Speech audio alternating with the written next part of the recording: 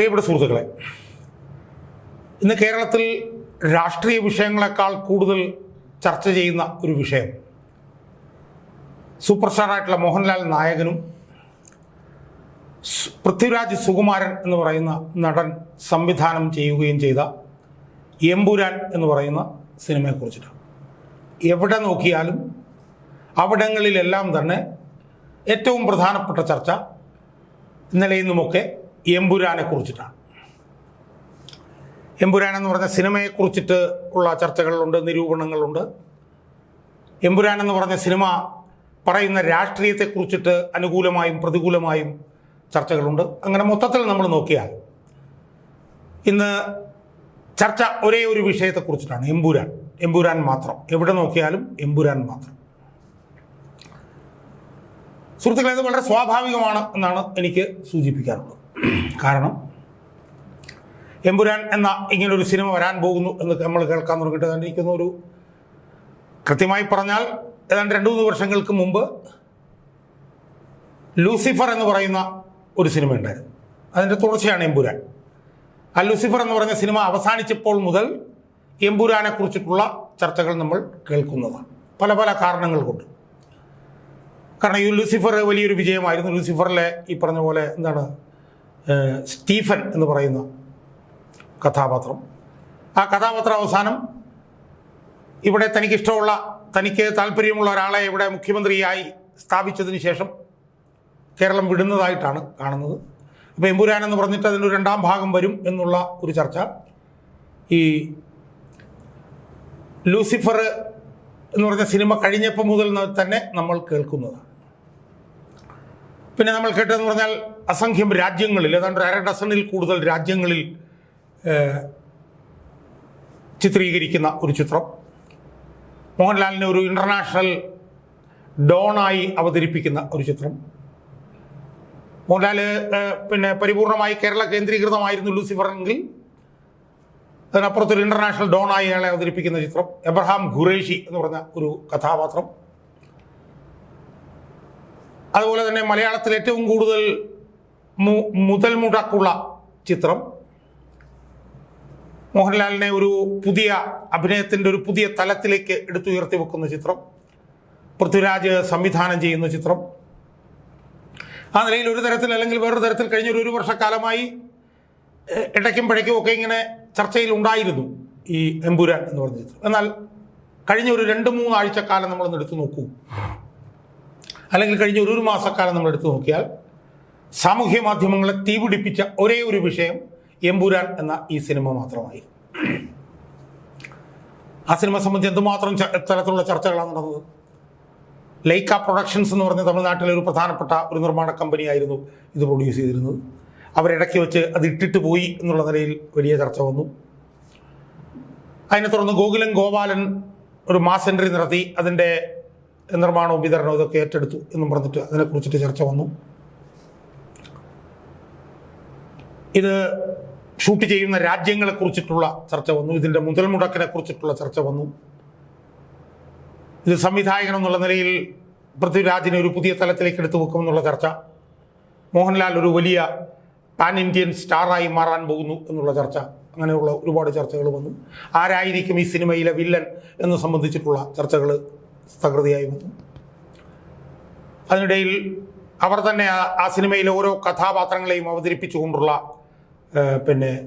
സാമൂഹ്യ മാധ്യമ ഇടപെടൽ. അവസാനം മാർച്ച് 27-ാം തീയതിക്ക് മുമ്പുള്ള ഒരാഴ്ചക്കാലം യഥാർത്ഥത്തിൽ സാമൂഹ്യ മാധ്യമങ്ങളിൽ എമ്പുരാൻ മാത്രമായിരുന്നു. ബുക്ക് മൈ ഷോ എന്ന് പറഞ്ഞ സെർച്ച് എഞ്ചിൻ ഹാങ് ആയതിനെ കുറിച്ചിട്ട്, ഈ ആളുകൾ വലിയ തോതിൽ ടിക്കറ്റ് എടുത്തിട്ട് അത് ഹാങ് ആയതിനെ കുറിച്ചിട്ടുള്ള ചർച്ച. ഒരു സ്കൂള് ഒരു ദിവസം അവധി കൊടുത്തിട്ട് അവിടുത്തെ 500 പിള്ളേരെ കൊണ്ട് സിനിമയ്ക്ക് പോയതിനെ കുറിച്ചിട്ടുള്ള ചർച്ച. ഒരു പെട്രോൾ ബങ്കുകാരനെ പെട്രോൾ ബങ്ക് പൂട്ടിയിട്ട് 10-25 പേർക്ക് ടിക്കറ്റും മേടിച്ചു കൊടുത്തിട്ട് അതിൻ്റെ പുറകെ പോയതായിട്ടുള്ള ചർച്ച.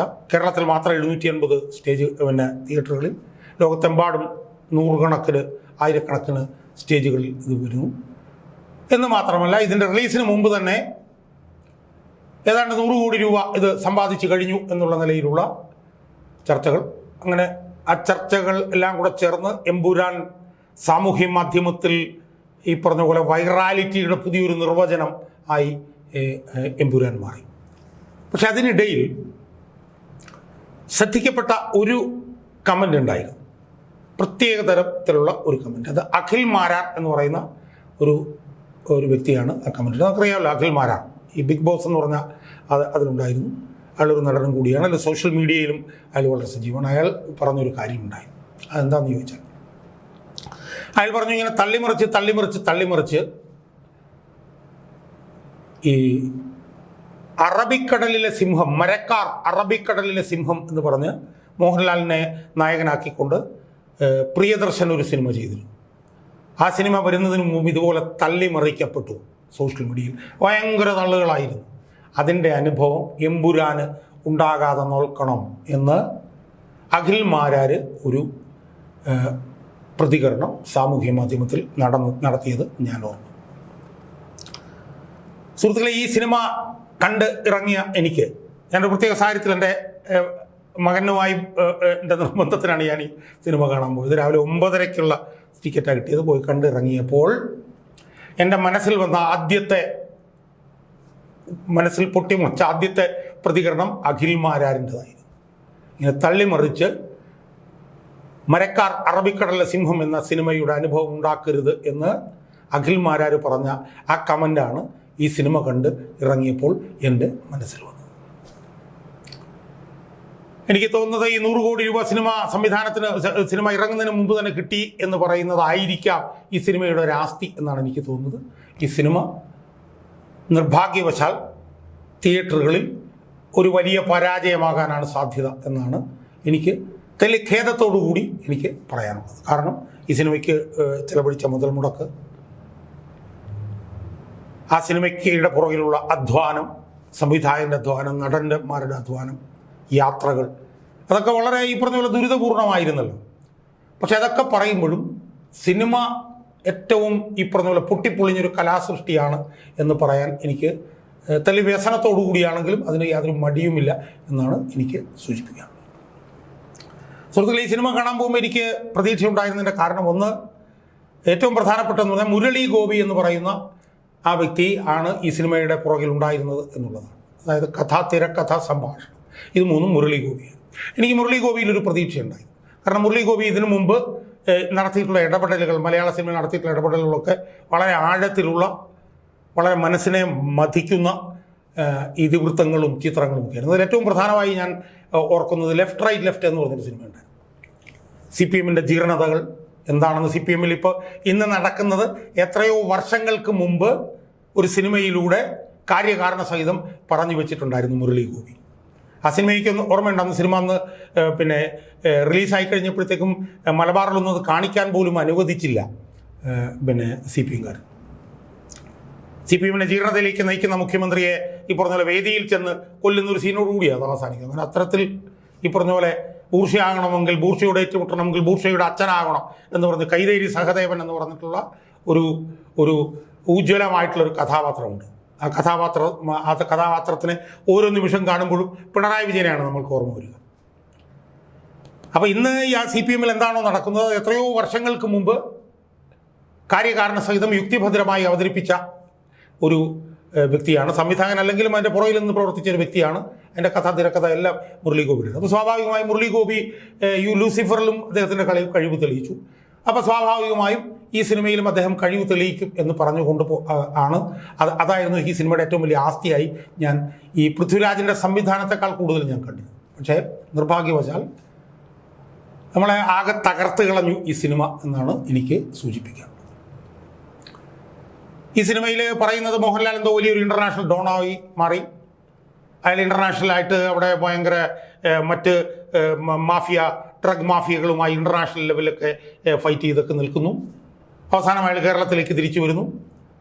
അയാൾ ലൂസിഫറിൽ ഇവിടെ സ്ഥാപിച്ച മുഖ്യമന്ത്രി വീണ്ടും ഈ പറഞ്ഞതുപോലെ സ്വാർത്ഥ താല്പര്യക്കാരുടെ കയ്യിൽ പെടുമ്പോൾ അയാളെ മാറ്റി പുതിയൊരാളെ കൊണ്ടുവരാൻ വേണ്ടിയിട്ടുള്ള ഇടപെടൽ, അതൊക്കെയാണ് അതിനകത്ത് പറയുന്നതെങ്കിലും ആ കഥയുടെ കെട്ടുറപ്പ് സംബന്ധിച്ച് അതിൻ്റെ പുറകിൽ പിന്നണി പ്രവർത്തകർക്കൊന്നും ഉറപ്പില്ലാത്തൊരു നിലയിലാണ് അതിങ്ങനെ ചെതറി ആ കഥ കിടക്കുന്നത്.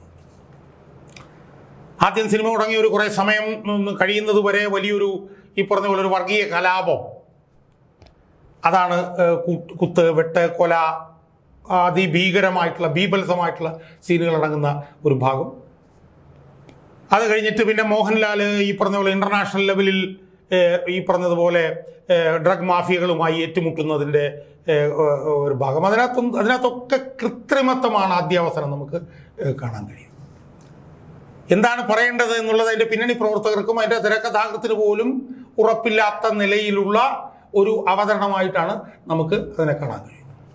സുഹൃത്തുക്കളെ, സിനിമയിൽ ഏറ്റവും പ്രധാനപ്പെട്ട ഒരു ഭാഗമായി എല്ലാവരും കാണുകയും പ്രതീക്ഷിക്കുകയൊക്കെ ചെയ്തിരുന്നത് മോഹൻലാൽ എന്ന് പറഞ്ഞിട്ടുള്ള സൂപ്പർ സ്റ്റാറിൻ്റെ അതിനകത്ത് സാന്നിധ്യമാണ്. മോഹൻലാലിൻ്റെ ഒരു ഇൻ്റർനാഷണൽ ക്യാരക്ടറായി മാറ്റും എന്നൊക്കെ പറഞ്ഞുകൊണ്ടുള്ള തള്ളിമറിക്കലുകളായിരുന്നു.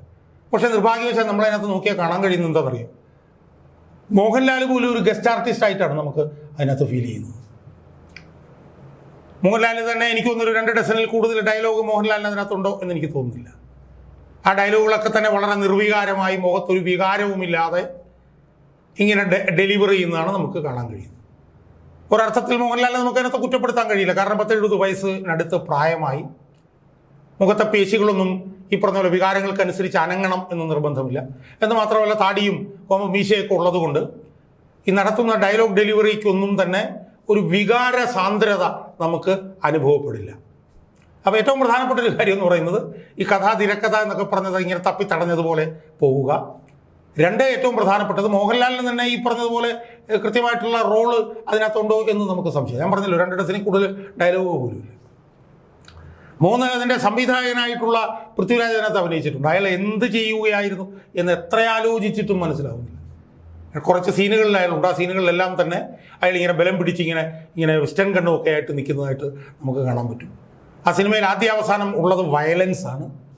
കൊല്ലുക, കൊത്തുക, വെട്ടുക, ചവിട്ടുക, കൈയൊടിക്കുക, കാലൊടിക്കുക, ആളെ ബോംബ് വെച്ച് പൊട്ടിത്തെറിപ്പിക്കുക, ഇതൊക്കെ ആവശ്യം പോലെയുണ്ട്.